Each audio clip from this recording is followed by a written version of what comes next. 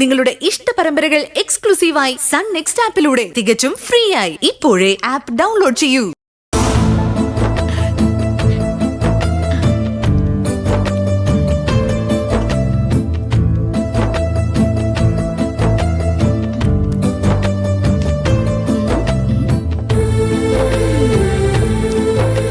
ഡ്രസ്സൊക്കെ ചെയ്തപ്പോ ചേച്ചി ആകെപ്പാടൊരു അപ്സരസായി.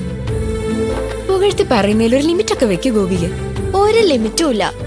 ചേച്ചി അല്ലെങ്കിലേ സുന്ദരിയാ, ഇപ്പതേ അതിസുന്ദരി. പോടുന്നു.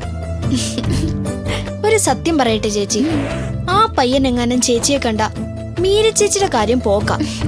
ചേച്ചിയെ ചൂണ്ടി അയാൾ പറയും എനിക്ക് ആ കുട്ടിയെ മതിയെന്നു. ഒരു കാര്യം കൂടി പറയൂ അയാള്, ആ കുട്ടിയെ കല്യാണം കഴിക്കാൻ പറ്റിയില്ലെങ്കിൽ ഞാൻ കാവ്യ എടുത്ത് കാശിക്ക് പോകുന്നു. മതി, നിർത്തു പ്രസംഗം. ഞാൻ ഇറങ്ങാൻ നോക്കട്ടെ, പ്രിയ ഇപ്പൊ വരും.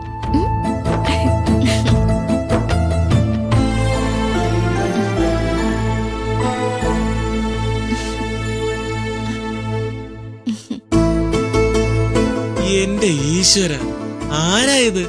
കഥയിലെ രാജകുമാരിയോ? എങ്ങോട്ടാ യാത്ര? ഇവിടെ ഒരുത്തിയുടെ വക കഴിഞ്ഞേ ഉള്ളൂ, ഇനി നീയും തുടങ്ങിക്കോ.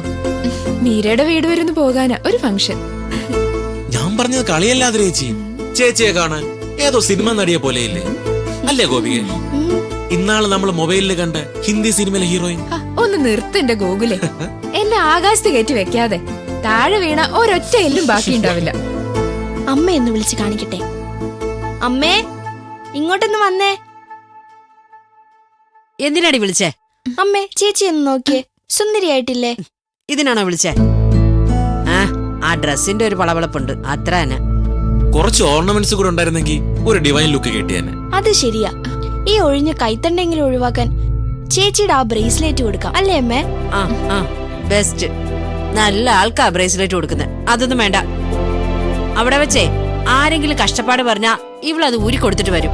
എന്നിട്ട് ഇവിടെ വന്ന് പറയും